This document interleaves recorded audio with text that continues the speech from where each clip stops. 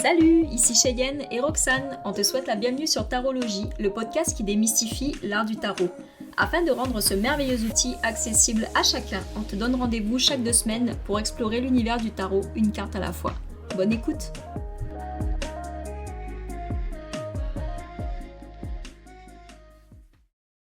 Allô Roxane, Allô, Shay. comment ça va? Ça va bien. Un peu enrhumé, mais ça va bien. Mais écoute, c'est normal, on rentre dans les saisons froides, fraîches, donc tout à fait normal. Passage obligatoire. Exactement. C'est pour ça qu'aujourd'hui, vous allez nous entendre avec une petite tasse de thé peut-être. Et il y a la boîte de mouchoirs à mes côtés au cas où. Exact. Heureusement qu'on n'est pas filmé parce que c'est un petit peu le bazar notre table. Ouais. Mais bon, c'est pas grave. Donc aujourd'hui, on va parler justement de la carte du jugement. On s'approche bientôt de la fin de notre saison des arcanes majeures pour le podcast. Tout à fait. On va pas vous cacher qu'on est triomphante de pouvoir conclure l'année 2025 avec la dernière carte. Des arcanes majeures, exact. On dirait presque que c'est fait exprès, mais ça l'était pas. Mais c'est une très très belle synchronicité pour clôturer cette saison. Et puis justement, avec la carte du jugement qu'on va traiter aujourd'hui, on aimerait vous amener une réflexion. Vu qu'on est rendu à la fin de l'année, c'est l'heure des bilans, ça sera bientôt l'heure des nouvelles résolutions. Quel est votre bilan de cette année? Qu'est-ce que vous avez pensé de cette année? Puis ça, c'est justement ce que la carte du jugement vous invite à faire. Tout à fait. C'est vraiment une carte qui vous amène à faire peut-être renaître certaines choses et à laisser aller définitivement d'autres choses. Comme tu le dis, c'est bilan le bon mot. Exact. Puis tu vois, si on plante la carte du jugement dans l'arcane numéro 20 parmi ses consoeurs, elle est juste après le soleil et juste avant le monde, donc qui clôture justement les arcanes majeures.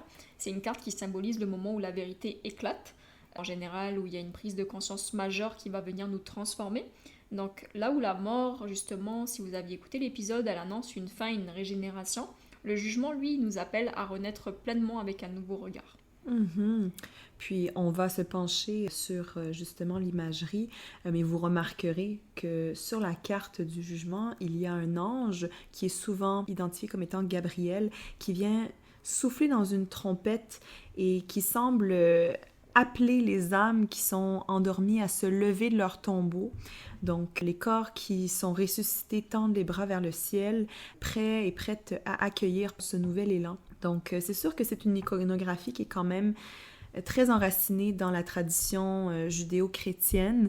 Justement, ça peut nous faire penser au jugement dernier. Mais c'est important de se rappeler que le message dépasse bien sûr les religions. Donc, c'est vraiment un message de réveil intérieur. Donc, le jugement nous invite à reconnaître notre véritable place dans le monde et à marcher vers un accomplissement de soi. D'ailleurs, une fois justement que vous avez intégré cet appel, que vous l'avez entendu, il est juste impossible de l'ignorer lorsque vous êtes au stade du jugement. Il y a la vérité qui se révèle, il y a peut-être des illusions qui tombent et on sait éclairter ce que l'on désire vraiment. Donc le soleil, il a mis de la clarté sur tout ça, puis avec le jugement, il est temps de justement l'intégrer. C'est ici une invitation à se délester de ce qui nous freine de notre progression, à abandonner peut-être les croyances qu'on a qui peuvent être limitantes pour nous, afin de pouvoir s'engager justement pleinement dans la vie qui nous attend. Et tu vois, je trouve que ça pourrait faire un parallèle avec une situation que peut-être vous vivez ou pas, mais c'est quelque chose que j'entends beaucoup parler autour de moi, puis je pense que on se questionne tous un petit peu là-dessus. Mais c'est par exemple pour moi, pour illustrer un petit peu plus la carte du jugement, puis l'intégrer dans la matière de comment ça pourrait se manifester dans notre vie, c'est ce moment où on sent qu'on n'est pas forcément aligné avec ce qu'on fait, que ce soit professionnellement ou dans notre couple ou peut-être avec notre groupe de personnes proches. Et puis quand on se dit, bah, soit on a le choix de rester dans notre truc, puis on reste dans cette zone de confort qui est finalement inconfortable, soit on écoute cet appel qui nous dit, bah, y a de l'inconfort, puis ça nous amène à aller sortir de cet endroit dont on ne veut plus, d'aller briser les chaînes, puis d'aller vers une direction qui nous plaît davantage, qui nous correspond davantage. D'ailleurs, il y a une métaphore à ce sujet-là par rapport au train. On dit toujours que si tu te rends compte que tu n'es pas descendu à la bonne sortie, bah descends la prochaine parce que plus tu avances, plus le train s'éloigne et plus c'est difficile de retrouver la sortie où tu étais supposé sortir. C'est une petite métaphore pour parler de la carte du jugement. Une très belle métaphore. Donc, justement, si on se penche sur les détails de la carte, comme d'habitude, on va regarder nos 2 versions les plus classique, donc on a la version Marseille et on a la version Rider-Waite. Toutefois, on pourrait dire que c'est vraiment l'une des cartes qui sont les plus similaires entre les deux systèmes, si on peut le dire comme ça. Donc dans les deux cas, on retrouve un ange, comme on l'a dit, qui est Gabriel, qui souffle dans une trompette, qui rappelle la scène biblique de la résurrection. Donc sous lui, comme on l'a dit, il y a des hommes et des femmes, il y a aussi un enfant qui semblent sortir de leur tombeau, les bras levés, et ils accueillent l'appel. Donc, si on se penche sur les éléments clés, Shay, le premier, ce serait la trompette, c'est ça? Exact, ben, la trompette justement, elle symboliserait, comme tu dis, l'appel divin, du réveil de la conscience, du passage à une autre étape. On a aussi les personnages qui sont nus. Est-ce que tu sais pourquoi ils sont nus? Eh bien, je pense que dans le tarot, en règle générale, quand il y a présence de nudité, c'est souvent associé à l'importance de se présenter tel que l'on est, donc dépouillé de tout masque, de tout artifice, dans notre forme la plus pure.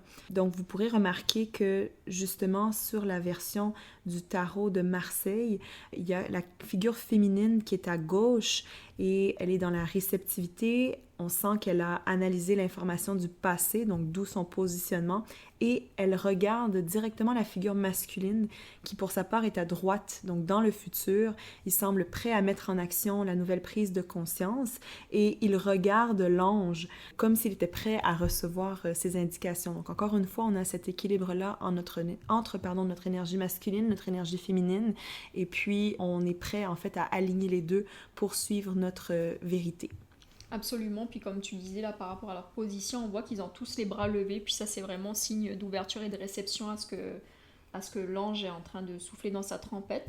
Il y a aussi le fait, je pense que tu l'as dit, mais juste pour clarifier, si vous êtes en train de regarder un tarot Rider-Waite, vous allez voir que c'est pas tout à fait ça, la femme sera sur la droite au lieu d'être sur la gauche, mais ça n'a pas vraiment d'importance en tant que tel. Il faut juste comprendre qu'il y a ce côté de réceptivité, d'intuition, puis le côté un peu plus masculin au niveau leadership. Tout à fait. Et puis d'ailleurs, si on reprend cette même version Rider-Waite, ce que je trouve très intéressant, c'est que l'artiste a intégré aussi un enfant. Donc c'est comme tu le disais, non seulement pour faire allusion aux différentes parties de notre être, mais aussi faire allusion à notre enfant intérieur. Donc c'est vraiment toutes les parties de nous qui sont sollicitées dans cet appel. Absolument, et puis tu vois aussi au niveau de l'imagerie, moi il y a quelque chose qui m'a interpellée quand je ne connaissais pas cette carte, qui m'effrayait un petit peu, c'est l'image des tombeaux, des cercueils qui sont ouverts. Tu vois, en préparant la fiche, ce que j'ai appris, c'est que en fait ces tombeaux, ils font référence à ce qu'on pensait qui était mort et enterré. Donc là, les gens en ressortent, il est temps de l'adresser en fait, de pointer, de mettre le focus là-dessus. On peut également dire qu'il s'agit d'une prise de conscience, d'une nouvelle perspective qui est plus élevée. On comprend ce qui était inévitable, on accepte la loi divine qui nous interpelle et on est prêt à se laisser aller à une façon de vivre qui soit plus élevée, plus authentique. On va renier la vie qui nous faisait nous sentir un petit peu morts. C'est superbe. Puis, c'est aussi une carte, justement, qui peut faire allusion à du leadership parce qu'on peut voir plusieurs personnages qui semblent prêts à écouter ce que l'ange a à dire. Donc, ça fait aussi allusion au pouvoir de la parole que chacun et chacune puisse avoir. Pour ma part, je t'avoue, Shay, que c'est une carte que je ne peux pas m'empêcher d'associer aussi au jugement. Oui, bien sûr. Au jugement dans notre vie, donc les situations dans lesquelles peut-être on a besoin d'absolution, la gestion des ramifications d'anciennes erreurs, l'importance de faire la paix, de résoudre une fois pour toutes certaines situations, ou parfois même quand on va soit être dans le jugement de nous-mêmes ou il va y avoir absence de jugement. Comment est-ce que je pourrais dire ça? On se fait croire qu'en fait, c'est pas grave, alors que oui, il faut mettre l'emphase sur quelque chose, tu vois? Et ça peut aussi être de l'extérieur. Donc, quand je vois cette carte, je me dis, est-ce que c'est possible que il y a une situation dans laquelle soit moi ou des personnes à l'extérieur soient en train de mettre la situation dans une case, donc peut-être dans un tombeau, entre guillemets, qui ne lui appartiennent pas tout à fait, qui ne fassent pas véritablement l'état des choses dans son entièreté, ou dans leur entièreté plutôt. Et ce que Jodorowsky l'explique, c'est que justement, les tombes peuvent représenter toute la densité, l'obscurité, les peurs, les craintes. Donc, il faut accepter en fait de laisser parfois mourir certains concepts, que ce soit des concepts de soi, des concepts de la vie, notre sentiment de droiture morale, notre conviction qu'on est toujours dans le vrai ou dans notre droit de faire les choses. Des fois, ça peut en fait nous faire dériver. C'est magnifique, puis c'est là encore qu'on voit la richesse des symboles finalement. Dans une carte, il n'y a rien qui a été laissé au hasard, hein, dans ce qu'on peut comprendre par rapport à tout ce qui figure sur la carte. Absolument. C'est ça, comme tu l'as dit, le jugement, il est vraiment là pour nous libérer de ce que l'on connaît en termes de peur, en termes de limites. Et puis, il nous invite à vraiment accueillir la liberté et l'authenticité. Absolument. Je pense qu'on a fait le tour de tout ce qui est descriptif. Tout à fait. On n'aura jamais fait le tour complètement, mais au moins des éléments majeurs. Oui. Parfait. Donc on passe à notre segment lithothérapie et chakra. Allons-y. Pour ceux qui ne connaissent pas cette rubrique, il n'y a pas vraiment de pierres ou de chakras qui sont associés à une carte, mais on a décidé quand même de vous proposer ça au même titre que les signes astrologiques qui pourraient être associés. C'est plus pour vous donner une idée de la vibe générale de la carte, puis aussi si vous souhaitez accentuer son énergie, vous pourriez aller vous accompagner justement de la pierre qu'on va vous proposer, ou aller activer le chakra, que ce soit par le yoga ou d'autres, des bols de cristaux, ou que sais-je là, comme discipline, mais pour pouvoir aller activer ce chakra dans votre vie. Donc si vous avez besoin de l'énergie du jugement, on y va par exemple avec une pierre d'obsidienne. C'est une pierre qui est là pour confronter les vérités qui pourraient être enfouies. Et ce qui est magnifique aussi, c'est que l'obsidienne, c'est une carte de transmutation aussi. Une carte, pardon, excusez-moi, une pierre. Un lapsus. Un lapsus, tout à fait. Sinon, c'est les Tylenol, le rhume. Fatigué. Donc, voilà, c'est une pierre qui vient faire de la transmutation d'énergie. Alors, toute énergie qui pourrait être plus dense, plus pesante, vont pouvoir être transformées en énergie qui soit plus légère. On a aussi le topaze. Le topaze qui est une pierre symbole d'honnêteté, de clarté, qui stimule notre intégrité, qui vient éclairer notre jugement. C'est une pierre, normalement, qui va être d'un bleu assez pâle. Oui. Et puis, ça me permet de faire le pont sur les chakras parce que, bien sûr, le chakra principal auquel on puisse associer la carte, c'est le chakra couronne. Sahasrara.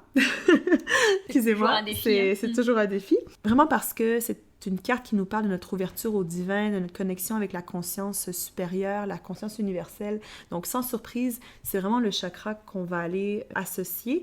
Par contre, j'oserais dire, et dis-moi ce que tu en penses, Shay, que le deuxième chakra que je mettrais dans ce cas-ci, dans la liste, ce serait le chakra de la gorge. Tu veux dire par rapport à la communication? Oui. 100%. Ouais. Est-ce qu'on a terminé avec notre... Lithothérapie, je pense qu'on a fait le tour. On a fait le tour. Ah, non, on n'a pas fait le tour. Moi, j'aurais quelque chose à dire. Ok. En fait, je sais plus si c'est toi qui me l'avais dit, mais tu sais, pour revenir sur l'obsidienne, oui, pour transmuter les énergies, il me semble que quand c'est en forme de pyramide, dis-moi si c'est le cas, parce que je sais que tu as travaillé dans un magasin de pierres, donc tu dois être habitué à ça, mais je crois que c'est la forme pyramidale des pierres qui est idéale pour ça, pour transmuter l'énergie, parce qu'on dirait qu'elle passe par le haut de la pyramide pour ensuite... aller vers le bas en fait pour être plus large. Oui, absolument. La forme pyramidale, elle est vraiment idéale. Je pense que là on peut clôturer. On peut clôturer cette section. On a été généreuse là-dessus. On va passer maintenant à la section sur les mots-clés associés à la carte. Comme à notre habitude, on vous propose les mots-clés qui sont associés à l'énergie quand vous tirez la carte à l'endroit et aussi les mots-clés quand vous tirez la carte à l'envers. Donc vous allez voir que c'est l'énergie un petit peu inversée ou alors qui est tirée dans son angle plutôt négatif. Si vous voulez en savoir un petit peu plus, on a parlé justement de cette méthode, on a fait une petite aparté dans l'épisode précédent sur la carte du soleil, donc n'hésitez pas à aller l'écouter si vous voulez en apprendre davantage sur cette méthode. En tout cas, pour ce qui est des mots à l'endroit, avec la carte du jugement, on aurait la révélation, la renaissance, l'appel intérieur, la clarté, l'éveil, la guérison, la délivrance. On a aussi cette notion de seconde chance, de vérité, d'illumination, de transparence et quelque chose de très transcendant qui serait la recherche de l'âme. Pour ce qui est de l'énergie du jugement tirée à l'envers, dans ce cas-ci, on peut parler en fait bien sûr d'une résistance, donc que ce soit par exemple un refus de voir la vérité ou d'écouter un appel intérieur, une peur du changement, un retard dans une décision, ça peut être un attachement qui est peut-être moins sain au passé. On peut aussi parler, encore une fois, comme on le disait tout à l'heure, d'autocritique ou d'auto-jugement qui soit sévère. Ça peut être un blocage spirituel ou encore ça peut être des mots qui sont dits mais de façon peut-être un peu coupante ou encore une fois on est dans un jugement mais qui n'est pas tout à fait constructif toujours. Très intéressant pour tout ce qui est mots-clés. Puis maintenant, si on y va encore un petit peu plus dans le concret, avec des significations lors d'un tirage, comme on l'a dit là, le jugement il met souvent en lumière un processus de guérison, une transformation profonde. C'est plus qu'un simple nouveau départ comme on pouvait l'avoir avec le fou par exemple. Là, il symbolise l'intégration de toutes les expériences qui ont été passées. Parce qu'en fait, l'arcane majeur du jugement, elle arrive en avant-dernière position des arcanes majeures. Donc on a accumulé chaque épreuve, chaque joie, chaque leçon qui se réunissent pour façonner une identité qui soit plus entière et plus authentique. Donc c'est une carte qui nous indique que le pardon donné ou reçu a permis de tourner la page aussi et qu'il est désormais possible d'avancer sans être retenu par tous les bagages du passé. Le jugement, il annonce l'émergence de nouveaux désirs et de projets qui sont essentiels à notre âme. Donc, ce ne sont pas des envies qui vont être soudaines et spontanées, comme par exemple, ce serait le cas si l'énergie du fou sortait sur la table. Donc, vraiment, quand on a la carte du jugement, ce sont des envies qui sommeillaient déjà en vous et qui trouvent maintenant le moment juste pour se manifester. Donc, l'heure, elle est venue de leur donner forme, de leur offrir un espace qui soit concret dans votre vie. Et maintenant, vous savez mettre des mots sur vos aspirations profondes. L'action devient une nécessité. C'est magnifique. Donc, si on y va encore un petit peu plus en détail à affiner pour nos tirages, on va y aller avec les 3 sphères que sont les relations, la vie professionnelle ou les finances. On va commencer par les relations. Donc, plus précisément, les relations amoureuses. Donc, si vous croisez justement le jugement dans un contexte où vous tirez les cartes pour votre couple ou vos relations d'une manière générale, le jugement va vous indiquer qu'il y a quelque chose qui ne va pas. Donc, que vous ne pouvez plus vous cacher à vous-même, vous ne pouvez plus vous voiler la face. Il va être temps de regarder la situation justement d'une façon qui soit plus objective et de mettre en œuvre les changements qui sont nécessaires. Donc, par exemple, si on est dans une situation de couple stable, qu'est-ce que ça peut vouloir dire, Roxane? Eh bien, le jugement va venir annoncer une renaissance relationnelle. Donc, après une période peut-être qui soit plus compliquée, un souffle nouveau peut venir transformer la relation. Ou peut-être, par exemple, que le couple n'avait pas encore eu de discussion formelle, très sérieuse vis-à-vis d'un sujet. Ça pourrait être, par exemple, est-ce que nous voulons des enfants? Bam, la carte du jugement sort. Donc là, vraiment, il faut mettre carte sur table, haha. Petit jeu de mots. Petit jeu de mots de chaque côté. Et puis, c'est possible que, justement, il y ait une décision qui soit prise qu'on ne peut plus éviter, en fait. Mm-hmm. On est rendu là dans notre couple. Ouais, c'est vraiment intéressant. Si jamais vous êtes dans une posture de couple où vous pourriez pensez que vous êtes un peu en crise, sachez que si vous croisez le jugement, c'est l'heure de vérité. Donc il peut y avoir des secrets qui vont éclater au grand jour, il peut y avoir de la sincérité qui deviendrait un peu incontournable, et puis il y aurait une décision importante qui s'impose. Je fais le parallèle avec une série que je suis en train de regarder en ce moment. Est-ce que tu l'as regardée? Ça s'appelle L'été où je suis devenue jolie. Non, mais j'en ai entendu parler. Supposément que c'est très bon. C'est un peu adolescent, okay. Mais j'adore. Ça fait un peu Gossip Girl, mais de cette époque, quoi. Ok. Et en fait, spoiler alert, n'écoutez pas si vous êtes en train de découvrir la série. Vous passez de 20 secondes plus tard. Mais en gros, il y a une personne dont le personnage principal s'appelle Belly. Et elle craque sur les 2 frères, Jérémia et... comment il s'appelle? Conrad. Et en gros, vraiment spoiler, hein, donc passez si jamais vous êtes en train d'écouter la série, parce que je vais dire un gros truc. À un moment, elle va pour se marier avec Jérémia, le frère, sachant qu'elle avait déjà eu une histoire dans le passé avec Conrad, et toujours des sentiments pour Conrad.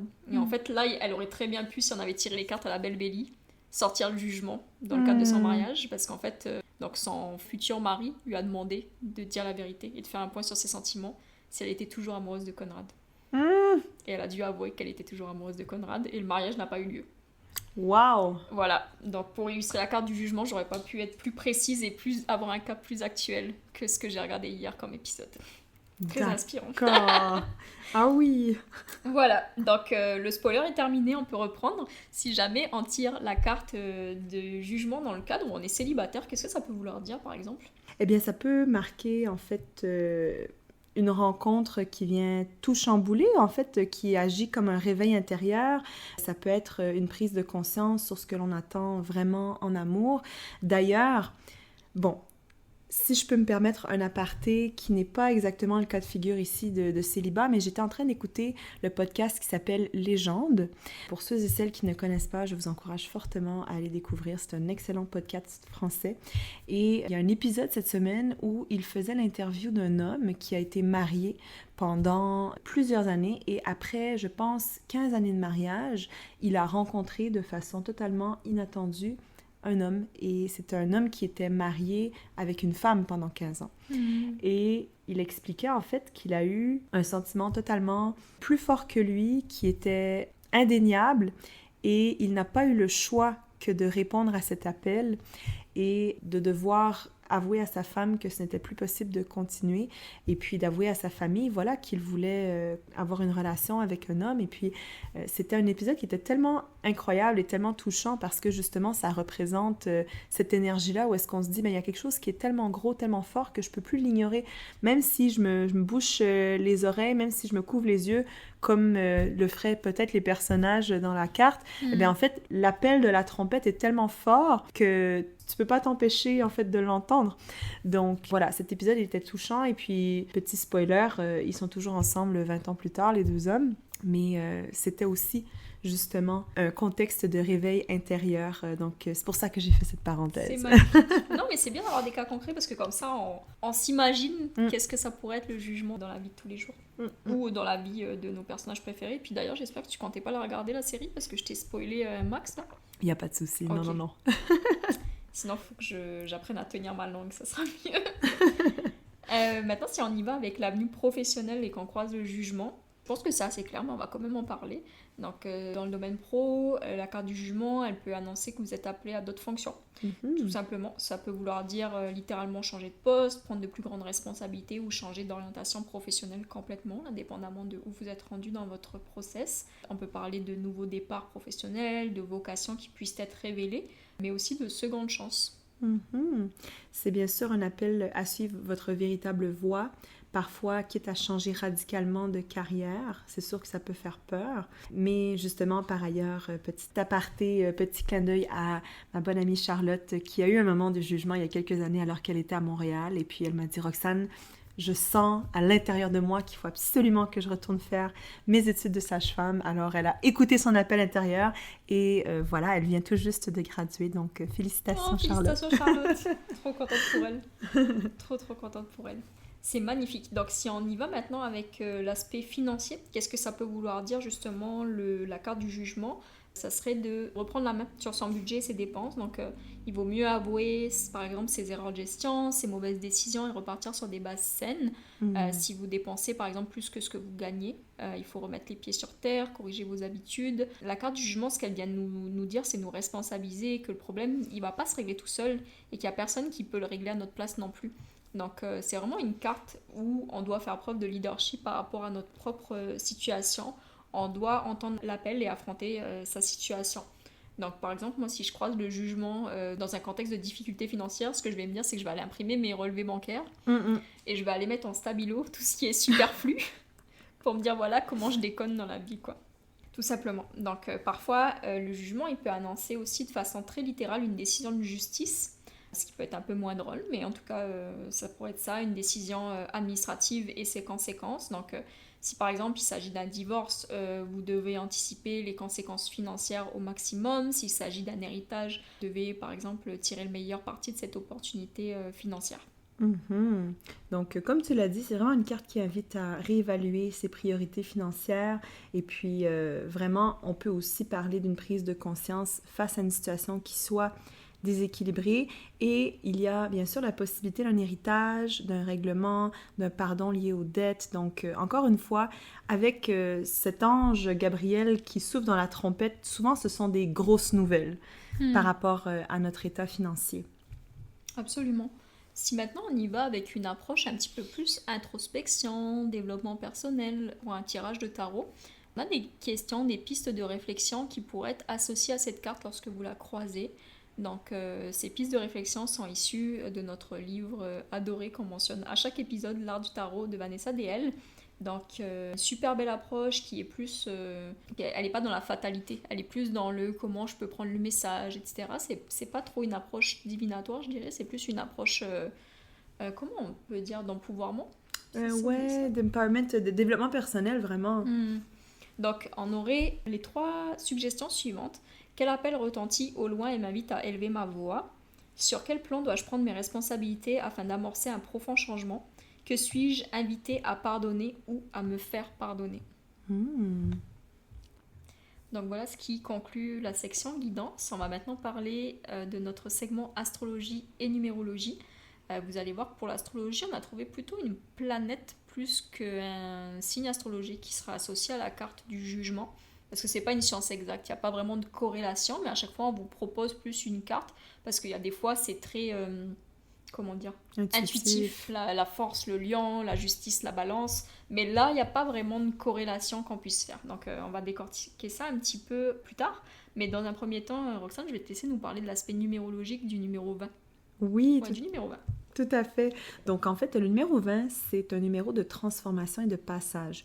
Donc, le 2 évoque toujours la relation, le miroir de l'autre, et le 0 vient amplifier cette énergie en la reliant au divin.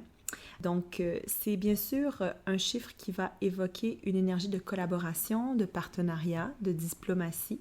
Il combine justement les vibrations du chiffre 2 qui symbolise l'harmonie, la coopération, la sensibilité, et le chiffre 0, comme on l'a dit, qui représente le potentiel infini. Ensemble, ils vont suggérer une quête d'équilibre et d'harmonie, tant dans les relations personnelles que dans les interactions avec le reste de l'univers. Donc le 20 nous incite à l'écoute, à la patience, à la médiation. C'est un nombre qui souligne l'importance de la coopération et de la connexion authentique avec autrui. Il nous rappelle que la compréhension mutuelle et la collaboration sont essentielles pour réaliser de grandes choses. Donc, bien sûr, on peut parler de situations dans lesquelles le travail en équipe va être assez fluide. On peut parler de médiation dans des situations qui peuvent être peut-être conflictuelles. Par contre, on peut aussi parfois, en présence de ce chiffre, avoir affaire à des situations où est-ce que les décisions peuvent être difficiles à prendre, des décisions fermes, fixes. Des fois, il peut y avoir des débordements émotionnels. Donc, voilà. Ce sont quand même, je trouve, des thématiques qui sont associées à la carte du jugement. Complètement. On est à fond là-dedans. Oui, et puis comme Cheyenne vous l'a dit, mais en fait, du côté astrologique, la planète qui serait associée à cette carte serait fort probablement Pluton. Pluton, c'est la planète maîtresse des transformations, de la mort, de la renaissance. Donc, comme le jugement vient justement avant la dernière carte, donc la fin de tout ce cycle d'épreuves, on va parler ici justement de cette transition-là entre tout ce qu'on a vécu et notre succès final avec le monde. Super. On passe à notre segment lecture à 3 cartes. Allons-y. Alors, est-ce que tu as regardé la question que j'ai choisie hier pour notre lecture fictive? Oui, et j'ai adoré. T'es partante? Eh ben oui, absolument, absolument.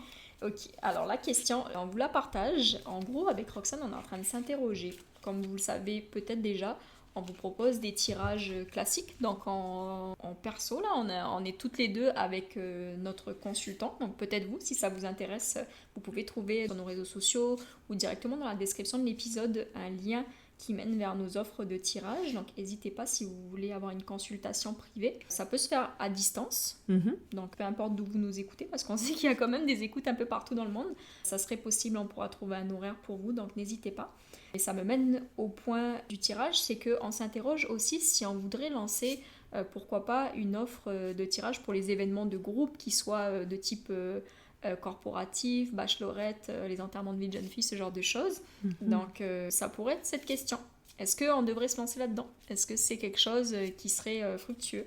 Donc là, bien sûr, c'est un tirage qui est fictif. On veut vous montrer comment comprendre la carte du jugement quand elle est interconnectée avec deux autres cartes. Donc, on n'aura pas une réponse juste, mais on va voir qu'est-ce qu'on... Enfin, on n'aura pas une réponse juste. On aura une réponse claire par rapport à cet étalage, mais ça ne correspond pas forcément à notre réalité, étant donné qu'on a une carte imposée qui serait le jugement. Donc, je vais aller chercher deux cartes. Je mets le jugement au centre. Et on a une belle reine de denier. Et un 3 de coupe. Ça sent la réponse positive. Ah, hein? Donc, tu veux y aller ou j'y vais? Bien, si tu veux, je te propose de commencer avec notre belle reine de denier. Donc, la reine de denier, elle représente toujours en fait une gestion concrète, une sécurité matérielle, un sens pratique, une autonomie aussi. Elle évoque une approche qui soit solide, réaliste, nourrissante. Donc ici, j'ai l'impression qu'il y a vraiment un potentiel de rentabilité et aussi une capacité à créer un cadre qui soit accueillant, qui soit sécurisant, je pense, autant pour nous en tant que lectrices que pour les gens qui viendraient consulter. C'est aussi une carte qui parle d'investissement, en fait, de temps, d'énergie. C'est une carte justement qui va émaner de la générosité, de la bienveillance, parce que justement, on est un peu dans l'abondance. Donc, si on voit la reine, on voit qu'elle a un petit lapin à ses côtés. Un lapin, comme vous le savez probablement tous et toutes, c'est quand même un signe, voilà, de reproduction à l'infini. Donc, pour le coup, je pense que c'est comme un indicateur que nous aurions certaines qualités pour animer des événements qui soient carrés, qui soient structurés, où les gens se sentiraient bien, ils se sentiraient à l'aise d'être pris en charge et guidés par nous. Et puis, comme on est dans les deniers, et qu'en plus nous sommes toutes les deux des signes de terre, Vierge et Taureau, je pense que ça ne m'étonnerait pas qu'on aime créer aussi une petite ambiance qui soit tangible, que ce soit avec une chandelle, des pierres, de la musique, que sais-je. Ben oui. Absolument. Écoute, je pense que tu as tout dit pour notre belle reine de denier. Au niveau du jugement, le jugement qui se trouve au centre du tirage, donc là je l'ai placé volontairement, mais dans le cas où ça serait un tirage spontané, ça serait vraiment un signe qui est fort. Il s'agit vraiment d'une prise de conscience et d'un appel à l'action. C'est une carte qui indique que l'idée n'est pas anodine, elle fait partie d'un chemin qui est plus large, aligné à notre appel intérieur. Le jugement aussi, il parle de renaissance et de révélation.